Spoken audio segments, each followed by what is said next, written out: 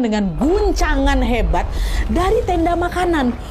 Ngapa tuh bergerak-gerak tenda tuh, Nat? Apa tuh?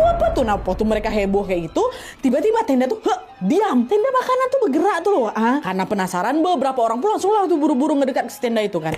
Dan pas nyampe ke tenda makanan itu, mereka kembali dibuat kaget lagi karena tenda tuh udah robek, Nat. Udah robek dan semua makanan tuh udah berserakan di tenda tuh. Apa nih?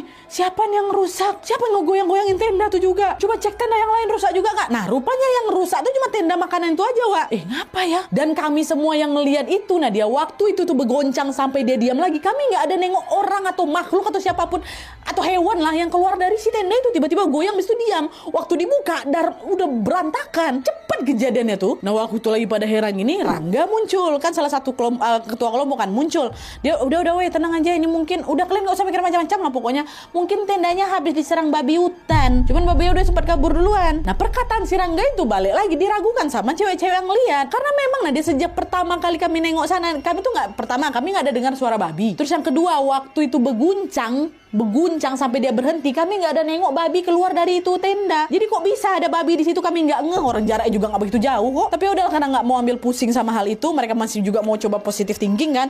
Mereka pun mengiyakan perkataan Rangga tanpa berpikir macam-macam. Padahal yang nengok bukan aku aja, dia banyak yang nengok, si cewek-cewek itu juga nengok. Nah, setelah kejadian itu, malam harinya, ini masih di hari yang sama nih, Wak ya, si Hilma lagi-lagi ngelihat. Tadi ada yang nggak biasa dari kawannya si Naya itu kan. Hilman nih lihat Naya nih bukan yang gelisah lagi, dia udah pucat mukanya. Sudah udah kayak pokoknya makin gelisah lah. Dan kali ini si Naya terlihat lagi komat kamit mulutnya, macam lagi baca doa. Dan yang ngeh bukan cuma si Hilma aja, Wak, tapi ada juga beberapa kawan cewek lainnya ngeh juga si Naya kayak gitu. Akhirnya datangnya lah sama mereka. Naya, kok kenapa? Apa gelisah kayak gitu? Katanya. Iya nih. Ngapa? Perasaan aku nggak enak. Oh iya, nggak enak kenapa? Apa nih?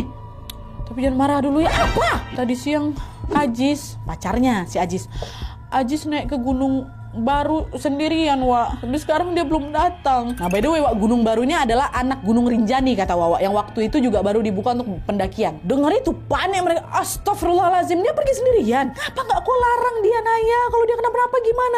Orangnya juga, oh iya ya, mana si Ajis? Baru nggak, mungkin karena keramaian waktu itu mereka kan, Wak. Nggak ngeh nih kalau Ajis nggak ada di situ. Iya, maaf, aku udah ngelarang sampai berantem pun kami, tapi dia tetap nekat. Nah, nggak lama Indah, si pemandu kelompok 1, langsung lah kan dia tahu tuh info ini. So laporlah ke kawan-kawan lain, termasuk kawan-kawan cowok. Ajis pergi sendirian ke Gunung Baru, katanya. Kesal lah orang-orang ini, Wak. Sama kayak Indah sama kawan-kawan yang cewek yang lain, mereka juga nyalahin Naya gara nggak cegah si Ajis. Kok kalau nggak bisa cegah sendiri kan kok bisa panggil kita? Waduh, kalau bilang si Ajis tuh pergi sendiri, nggak akan pergi juga.